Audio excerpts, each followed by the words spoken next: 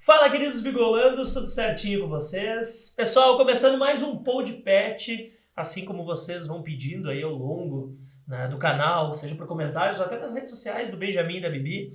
Hoje a gente vai fazer, né, vai bater um papo com a Bianca, que é sócia proprietária da VetPonto. Isso aí, Bianca. Isso. Médica veterinária, o que mais? Pode falar aí, fazer o teu... Em cirurgia, né? Então, Olha tanto minha pós-graduação quanto meu master é direcionado à cirurgia mesmo. E a parte que eu amo. Qualquer tipo de cirurgia?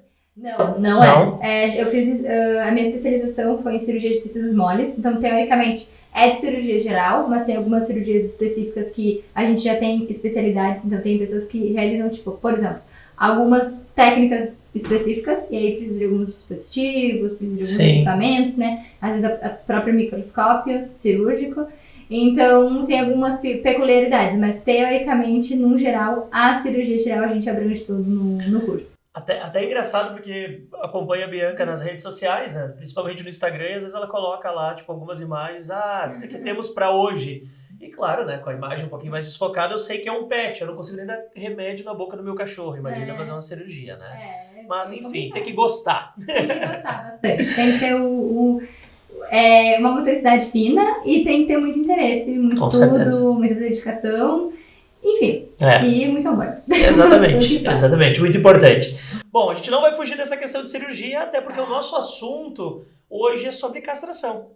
Né? Então a gente já tinha levantado essa bandeira, essa bandeira não, né? Mas a gente tinha levantado esse assunto nas redes sociais e o pessoal questionou, porque, né, enfim, castro ou não castro, diferença do macho e da fêmea, como é que eu posso castrar? Então assim, Bianca, fica bem à vontade, é um bate-papo mesmo, acho que assim, a gente não vai entrar nas questões muito técnicas, né? Mas sim, a gente tem aqui toda a curadoria de uma médica veterinária. Pessoal, qualquer dúvida, por favor, comentem aqui embaixo, tá? A gente vai fazer o possível aí para responder também. Tem uma pergunta que eu acho que é bem legal. Existe diferença, tá, entre a castração do macho e da fêmea? Claro. Eu sei que sim, mas qual é a diferença? Não é só romper, vamos lá, Não. questão para eles procriarem? Como é que funciona? Não, na verdade é o seguinte, se a gente for falar de técnica cirúrgica, obviamente a gente tem um abismo entre um interno e outro externo, né? Eu acho que é isso, né? Isso, na verdade, a gente acaba entrando em cavidade, né, abdominal, que é o da fêmea, e teoricamente o macho inteiro que tem, então, os dois testículos no saco escrotal, teoricamente a gente não entraria em abdômen. Então a gente está falando de pacientes que não tenham nenhuma alteração ou deformidade anatômica, tá? Então, sim, consequentemente, né, não abrir cavidade transforma este procedimento num procedimento muito mais simples. O macho, no certo, é mais simples que a fêmea. Isso, o macho é mais simples, mais tanto simples. felino quanto canino. E a fêmea é basicamente a mesma abordagem, né? Claro que portes diferentes, né? Às vezes até uma indicação ou outra que diverge, mas na sua maioria a diferença principal é entre machos e fêmeas da técnica cirúrgica, tempo cirúrgico também. O tempo de recuperação também é diferente ou não? Na verdade, assim, como a gente está falando de cicatrização, teoricamente, a partir da cicatrização ela é mais ou menos igual, 7 a 10 dias para a cicatrização total, tá? Mas é claro que no macho a gente tem um corte menor, diferente. Uma invasão menor de tecidos, uma manipulação menor de tecidos, né? Não tem abertura de cavidade, como eu comentei, na sua forma normal, né? Quando o animal não tem uma alteração anatômica. Então, de fato, normalmente a gente consegue fazer a retirada dos pontos nos 7 dias ali programado. Eu sempre gosto de indicar, eu acho que todos os veterinários e também todas as pessoas deveriam exigir sempre a revisão de pontos, né, ali. Sim. Sabe que aconteceu um negócio com uma colega minha, que ela castrou e 3 anos depois, porque o que aconteceu? Não sei se foi, como é que eu vou te dizer, uma alergia com os pontos, alguma coisa, não que ela não cuidou, né, um border collie, mas ela teve que operar de novo porque depois deu uma hérnia ali. Tá, não, acho que confusão de informações aí. Tá, porque assim, não cicatrizou, o ponto não abriu, né? Desculpa, o ponto não fechava totalmente. Então, muitas questões envolvidas nesse teu relato, talvez tenha algumas informações que estejam desencontradas, tá? Então, como eu de fato não vi esse paciente, eu não posso entrar no mérito. Mas o que é interessante a gente pontuar? Quando eu falo revisão de pontos, eu tô falando de cicatrização. Então, cicatrização... Então, pode ser que a cicatrização não foi bem fechada. Não. Quando eu tô falando de cicatrização, eu tô falando de cicatrização quase que imediata após a cirurgia. Então, 2-3 dias depois, pra gente ver se o andamento do procedimento, o processo de cicatrização tá ok. E se o paciente não teve nenhum tipo de reação tecidual ao próprio fio mesmo que é utilizado. Então, o que tu tá me falando de 3 anos depois é outro rolê, outra coisa. E o que pode ter acontecido agora? Por curiosidade, porque assim, qual que foi o relato? Que nunca, aquilo ali sempre ficou, passou pomada, voltou, passou pomada, voltou. Eu não consigo te dar... Não dá, enfim, né? A gente não vai fazer consulta aqui, mas enfim. Não é por isso. Acho que a importância do... Depende, é que tem muitas Sim, pode ter vários fatores, né? É como tu falou. Pode não ter nada a ver com um ponto e a pessoa achar que tem a ver com um ponto, porque ela fica com aquela lembrança, né, do que aconteceu. Então, eu não posso te dar certeza, teria que ver o paciente, entender avaliar. Em casa. Exatamente. Eu acho que esse é um ponto, assim, que eu posso dizer que é bem comum, né? Porque... não disso acontecer, mas assim, não cicatrizou, que nem eu te fiz essa pergunta, né? Mas podem ser outros fatores, né? Às vezes até o pessoal chega no canal e pergunta, meu cachorro tá com isso, eu posso limpar com tal, às vezes no olho do cachorro, sabe? Eu posso limpar com sabão, coisas absurdas, sabe? Então, antes da gente investigar, né? Como eu acho que, então, serve aí de lição também, né? Tem que olhar, não dá pra ir pro eu acho, né? Exatamente. Claro que conseguir discutir com o médico veterinário que tem acompanhado esse paciente é bem interessante, porque a gente consegue ver, realmente esse paciente não tolerou o fio, tá fazendo uma reação tardia, o que não é muito comum, mas enfim, pode acontecer. Então depende, às vezes a pessoa acha que é uma ferida e na verdade é um tumor, né, que é uma ferida que não cicatriza. Então assim, não tem como te dar certeza, porque eu teria que avaliar esse paciente na clínica. Tá? Porque realmente é um período de tempo bem distante do procedimento, então pode não ter nada a ver com o procedimento em si.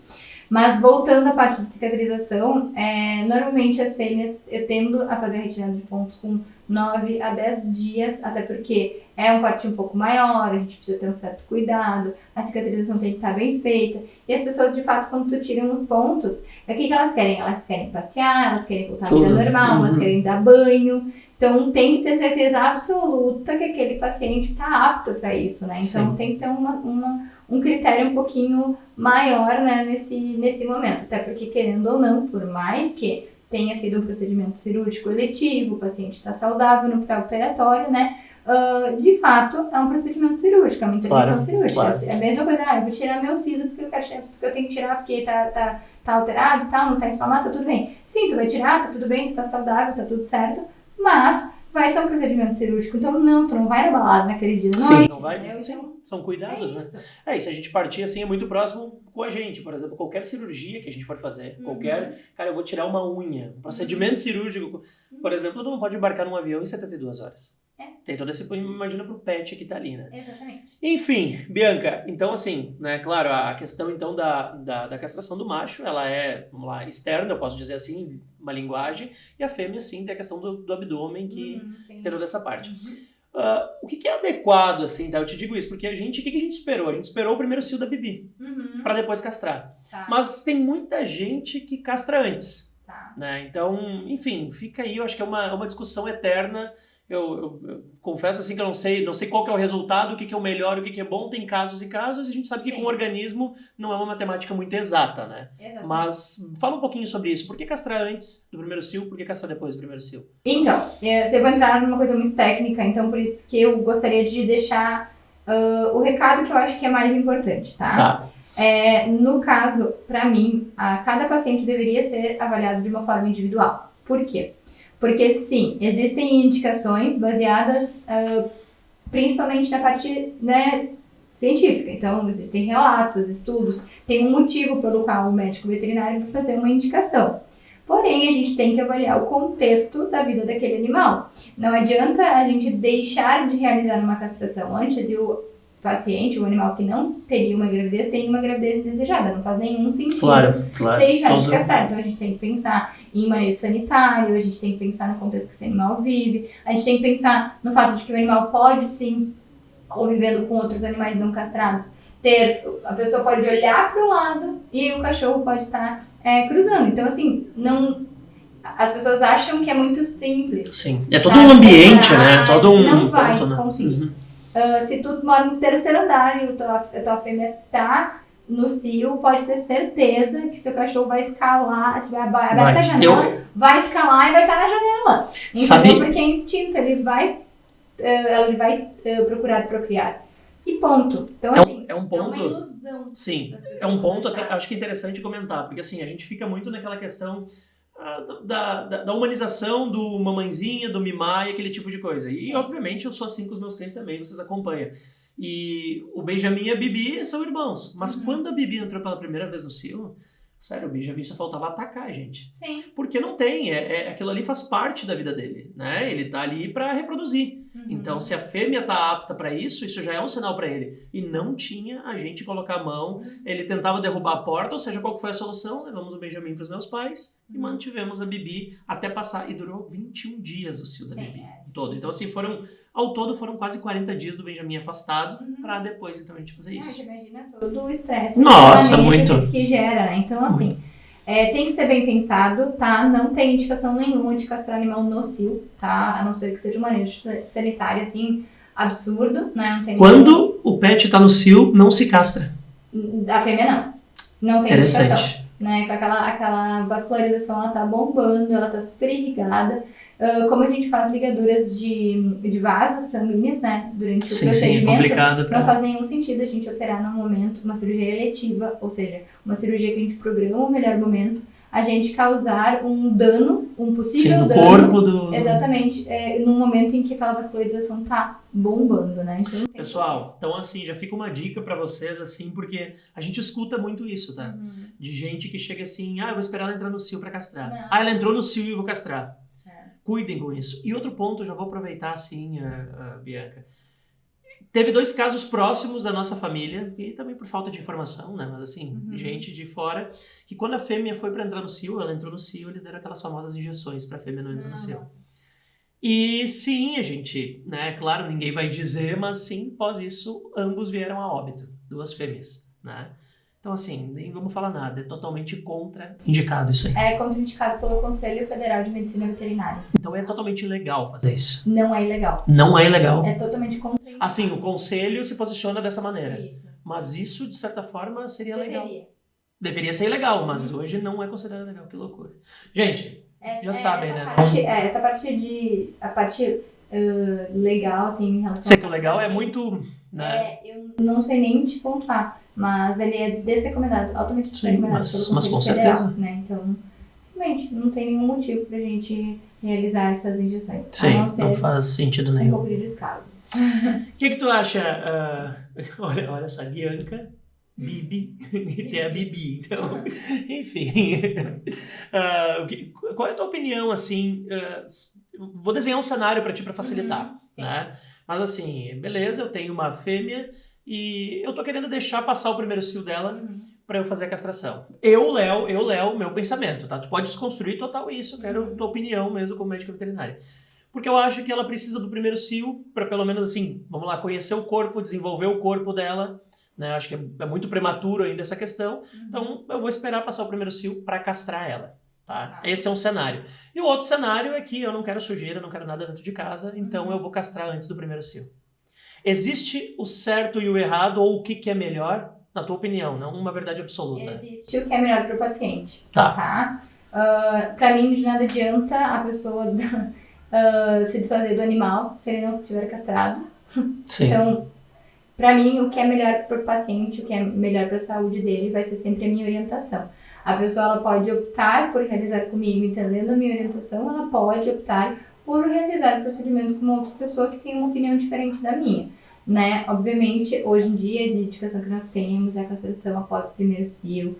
O primeiro cio é aquele momento de maturidade sexual do paciente. Normalmente, ele ainda não tem uma idade de, por exemplo, 1 ano e meio, né? Ele vai ter uma idade aí de 6 meses, 7 meses, ainda está em crescimento. A gente tem que levar em considerações vários fatores, não somente a parte do sistema reprodutor, mas também, né?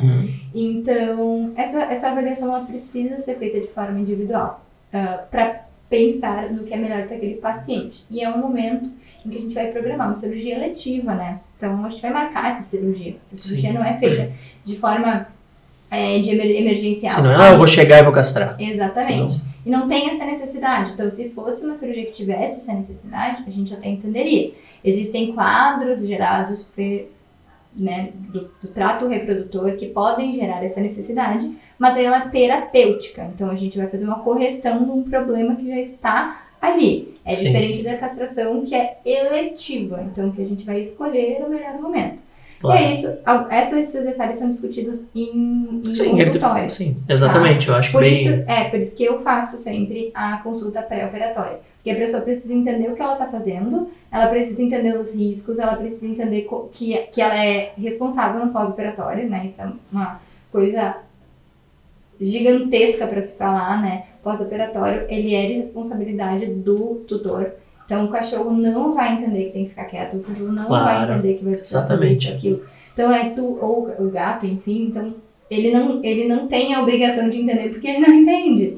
Então, é a tua função fazer com que ele respeite esses limites que nós determinamos. Então, seguir as orientações de pós-operatório também fazem parte da cirurgia, né, do sucesso dessa cirurgia. Sim, para que dê tudo certo, né? Exatamente. Então, a consulta pré-operatória, ela é indispensável para esse entendimento e é como se fosse na verdade, né, um pacto que a gente faz, então, onde as pessoas entendem o que elas estão comprando, o que elas estão realizando, quais que são os benefícios, quais que são as coisas que elas podem colocar na balança, né? E aí, posteriormente, também a responsabilidade delas nesse ato, né? Sim. Eu super concordo contigo, porque eu sempre penso assim, que é bom a gente investigar o tempo inteiro. Eu gostei bastante desse termo. Acho que a primeira vez que eu escutei foi com o Felipe, lá na Serra, e depois eu vi que...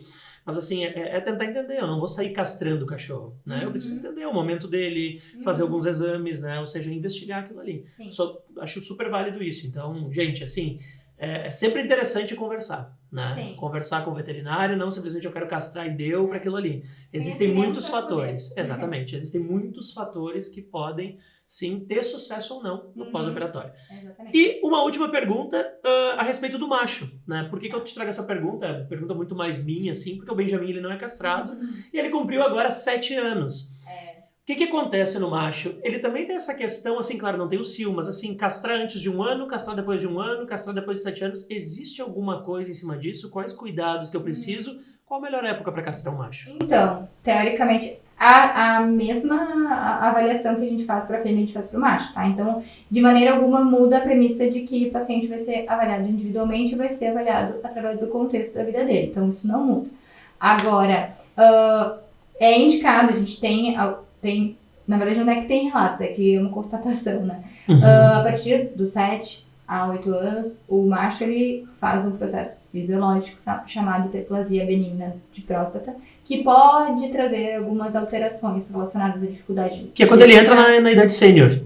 Exatamente. Entendi. Quando ele começa a ficar já pode ser considerado sênior em algumas raças mais cedo, em algumas raças um pouquinho mais tarde, né? Mas, basicamente, sim. Então, ele pode gerar alguns sinais clínicos de dor, de desconforto, sensibilidade, que, na verdade, a gente pode se adiantar. Então, até os 7 anos de idade, se a gente vai pensar em castrar, o ideal é realizar o procedimento de castração, mas mais pensando no quê? Na hiperplasia benigna de próstata e também em comorbidades, né? Porque a gente vai lembrar que, normalmente, um cão adulto, um jovem adulto, um adulto e um adulto indo para a parte sênior, né? Esse paciente, na verdade, ele normalmente não tem muitas comorbidades, né? E a partir dos 7, 8 anos, podem começar a aparecer uma coisinha ali. Sim, é aquela história, a idade chegando, né? Para todos, com eles também. Exatamente. Então, é diferente e aí a gente pensa nisso, mas pensando no benefício que esse paciente vai ter, né? Real, em relação a E até um ponto, por que eu não queria castrar o Benjamin? Eu queria tirar um filhotinho do Benjamin. E tem um outro problema, que vai ser um outro assunto para um pod pet, que o Benjamin ele tem a displasia. E isso pode ser genético, ou seja, os filhos podem nascer com isso também. Sim, então tem esse o ideal ponto. É que ele não se reproduza. Meu Deus, tá? Como é que eu vou contar isso para ele? Meu sonho de ser vô. Vai contando aos poucos. Benjamin começa querendo... Fábrica fechou. Eu vi um vídeo que o cara começou a fazer carinho no saco do pet dele antes da castração. Calma, não vai acontecer nada. Tipo, sentimental nessa parte. Bianca... Comentei um pouquinho assim. Exatamente. Não sei porquê, mas... Não sabe por quê. Sério, masculinidade prática. Homem é meio tosco pra esse tipo de coisa, então não sabe por quê. Por que os homens vivem menos? Porque os homens têm essa... Menos medo da morte. Exatamente. Bianca, pra gente encerrar, cara, 3 benefícios da castração, tanto pra fêmea quanto pro macho, falando pro pessoal. Então, na verdade, assim, o primeiro benefício é a gente evitar a fuga, tá? E, consequentemente, o segundo benefício acaba sendo uma consequência. Então, se o... Não, eu digo no sentido de uma consequência da fuga. Que às vezes são acidentes, brigas, dificuldade até de convivência com outros animais, ele fica mais territorialista. Então, consequentemente, o evitar a fuga também evita acidentes desnecessários ou até mesmo brigas entre animais, né? E aí, acho que um dos maiores benefícios é a gente conseguir evitar, prevenir, na verdade, neoplasias naqueles locais. Na fêmea, a gente também tem, né, a vantagem, no caso, de impedir a gravidez indesejada e também a infecção de útero, né? Sim. Normalmente acontece nas idades um pouquinho mais avançadas. Então, são muitas coisas a se considerar, mas obviamente a gente não pode esquecer que existem possíveis complicações cirúrgicas. Então, a gente tem que ser criterioso ao escolher o local onde a gente vai realizar a cirurgia, porque não é porque ela é simples, entre aspas, né? Não é porque ela é comum, não é porque as pessoas realizam com uma frequência, não é porque as pessoas te indicam, porque as pessoas peçam para te fazer, que ela não tenha riscos, que ela não tenha complicações, que ela não tenha detalhes super importantes, né? Que as pessoas às vezes esquecem. Então, não é à toa que uma castração custa X e outra castração custa XXX. Com certeza. Não é à toa. E não é nem pensando só na cirurgia, é pensando na anestesia, é pensando no controle de dor, é pensando no retorno anestésico, é pensando no manejo e na estrutura que a pessoa consegue oferecer para realizar esse procedimento. E também a gente não ter aquela pulga atrás da orelha, será que deu certo? Será que foi isso? Né? Exato. O que a gente... Vai lembrar que esse é um procedimento cirúrgico, não é um procedimento ambulatorial, não é um procedimento que se faz em consultório, não é um procedimento que se faz na cozinha de casa, não é um procedimento... Que o amigo veterinário vai fazer, que eu não sei o que não. Tem que ter um ambiente, não. Isso Então essas coisas não... Sabe que é um ponto? A gente parou de dar ouvido para esse tipo de gente que vem pedir essa informação. Sabe? Em alguns casos a gente até bloqueia. Então, se você foi bloqueado em qualquer rede social da gente, é porque realmente... Está vendo por fake? Não. Sim, porque eu tô pensando em não sei o que. O que você acha? Tô pensando em eu aplicar as vacinas no meu cachorro. Não esquece. Então, assim, a gente também não compactua. Bom, gente, a castração, a gente sabe que, assim, tem muito assunto também. Bianca, pode deixar as tuas redes sociais, se quiser deixar as da Vetponto também. Claro. Pessoal que quiser... Até que a ideia aqui até é fazer a exatamente, da Vetponto, isso, exatamente. Porque acho que o que é mais importante, que a gente gosta muito de fazer, de divulgar nas nossas redes sociais, é, primeiro, tornar o nosso cliente exigente. Ou seja, que ele saiba o que está acontecendo e que ele saiba que ele pode, hoje em dia, ter acesso a muita coisa. Se ele não tiver vontade de ter acesso, se ele não quiser buscar a informação, é uma coisa e ok, mas ela existe. Tá? Então, hoje em dia, a gente tem acesso a muita coisa. Então, se as pessoas acham que existe um mundo pet gigante, ele é o triplo por trás. Então, existe muita coisa. E tem muita coisa que traz benefícios reais para a vida deles, tá? Então, realmente, é algo que deveria ser mais explorado e é algo que a gente incentiva. O nosso cliente ser exigente, ter conhecimento e entender o que está acontecendo. Até mesmo para poder se sentir seguro para contratar um serviço veterinário, né? Outra coisa importante é a gente utiliza também as nossas redes sociais para divulgar o nosso trabalho, claro, e trazer à luz essas intervenções que às vezes são menos faladas, ou as pessoas acham que não chegou ainda em Novo Hamburgo, não chegou ainda no Rio Grande do Sul. Chegou, já está aqui faz tempo.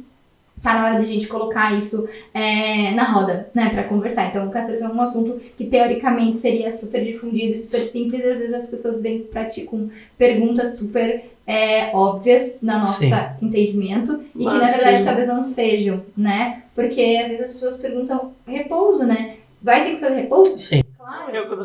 Eu sei perfeitamente mas, isso aí. Teoricamente, se a gente fizer uma cirurgia que tenha pouca manipulação, que o paciente faça uma anestesia tranquila, que ele acorde tranquilo, que ele faça controle de dor, teoricamente o teu animal vai sair de dentro do local onde ele realizou o procedimento da mesma forma como ele entrou. Sim. Ele sente um pouquinho mais de desconforto, claro, não é um paciente que vai sair correndo, mas é um paciente que deve sair andando, consciente. Essas coisas são incabíveis de não acontecer, entendeu? Não tem como isso não acontecer. Se isso não acontece, você deveria pensar um pouco melhor se é assim que você sairia, né, de um... Sim, se coloca no lugar. Exatamente. Sabe que é um ponto que eu comento bastante, assim, a gente às vezes brinca, né? Nosso corpo, quanto por cento do corpo é água? 70% do corpo, mais, sei lá, posso estar falando besteira, mas muita é água. Aí eu pergunto, cara, você dá a mesma água que você consome para o seu pet? E aí a segunda pergunta, por quê? Sim. Né? Então eu acho que é muito isso. A gente vive a era mais do que nunca e cada vez isso vai ficar mais, que é a humanização. Então, por que a gente entra nesses assuntos, nesses debates? Porque a gente está trazendo uma urbanização e uma humanização para dentro dos pets, que se a gente for olhar o histórico deles, eles não tinham isso. Então, com isso vem coisas boas, mas vem problemas também. Sim, e nada melhor que a gente ter informação para a gente fazer isso. Exatamente, até porque se a gente falar, ele é meu filho, pense, você faria isso com o seu filho? Exatamente, se coloca no lugar. Essa pergunta tem que ir, ela tem que voltar também, né? Exatamente. Até porque a gente sabe que está sendo responsável, então quando coloca a responsabilidade sobre nós, as pessoas precisam entender também que a responsabilidade é delas. Claro. O que elas não nos permitirem fazer, a gente não vai fazer. Mesmo que eu tenha toda a tecnologia disponível, né? Sim. Então, as nossas redes sociais estão @vet. Nosso Instagram... Vet. É vet, VET. Ponto escrito. Ponto escrito, tá, gente? Vet.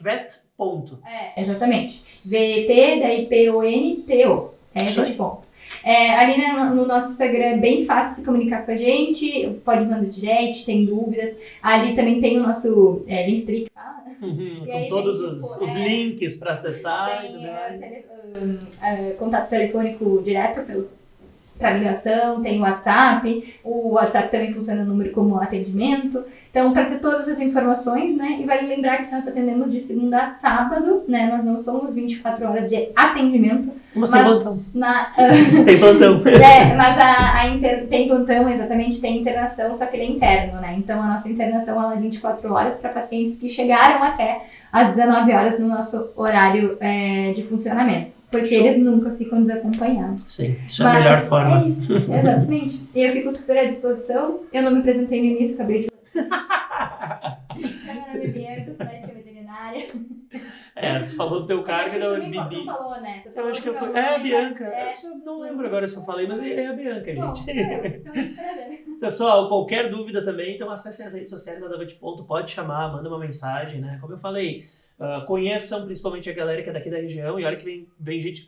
Eu tô um pouco apavorado, assim, sabe? Com essa que apavorado não, mas surpreso porque tá vindo gente de Charqueadas, Bento Gonçalves, Caxias, Camaquã, deixar os pets aqui no espaço. Sim. Então, assim, você também pode se deslocar para trocar uma ideia com o pessoal da Vet. A gente atende pacientes de todo o estado e de fora do estado. Muito bom. Inclusive, a gente até conversou assim, com parcerias com hotéis, alguma coisa assim, porque a gente sabe que às vezes esses pacientes não vêm de longe a toa. Então, normalmente, as pessoas precisam de mais tempo de estadia e acabam ficando na cidade, né? Mas isso foi uma coisa pensada, mas aos pouquinhos as pessoas elas vão se ajustando também. Então, às vezes elas, conheço de um conhecido. Sim, mas isso é bom, É bom quando a gente é bem falado nessa questão. Mas é bem importante. E eu acho que difundir o conhecimento, a internet, ela proporciona difundir o conhecimento em lugares que não chegariam se não pudesse ter esse alcance, né? Sim. Então a internet acaba sendo benéfica, porque as pessoas olham e falam, olha, existe esse procedimento e ele é feito lá. Então, essas coisas... Até os próprios médicos veterinários precisam desse conteúdo, sabe? Sim, porque às vezes tu te forma e não recebeu essa aula, não recebeu essa informação, e aí daqui a pouco tá dizendo que não existe. Exatamente. Né? Não, concordo sim. E também aquela questão, né, da gente, quem tem conhecimento, né, hoje em dia, cara, abre muito mais portas, conhece, então, cara, troca uma ideia, vai lá, tá? Às vezes não precisa marcar uma consulta, mas liga, vê como é que funciona, vai lá conhecer a estrutura, que eu tenho certeza aí que vai ser um diferencial. Exato. Tá bom? Bianca, obrigado mais uma vez. Eu que agradeço. vezes. Venha mais vezes. Acho que a gente tem bastante assunto também para responder pro pessoal. Qualquer dúvida, comentário, sugestão, pessoal, comenta aqui embaixo. Que cidade que você é? Seu pet é castrado? Responde aqui pra gente também. Vou ficando por aqui. Esse foi mais um Pod Pet aqui do canal Golando. Beijo para todos vocês. Tchau. Até mais.